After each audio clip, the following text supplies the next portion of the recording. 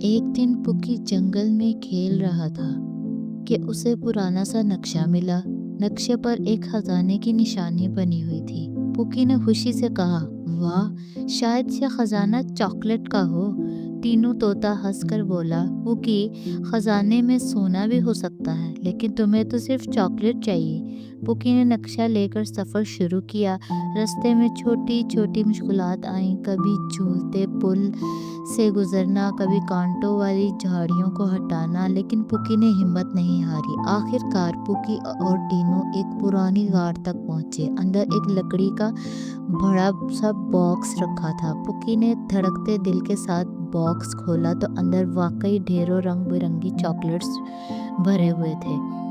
پکی خوشی سے چیخ اٹھا، یہی میرا چاکلیٹ خزانہ ہے۔ لیکن پھر اس نے سوچا، اتنی ساری چاکلیٹ میں اکیلا کیسے کھا سکتا ہوں؟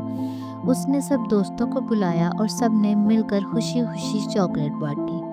جنگل میں کہکے اور مٹھاس بھر گئی۔ اصل خزانہ وہی ہے جو دوسروں کے ساتھ بانٹنے سے خوشی دے۔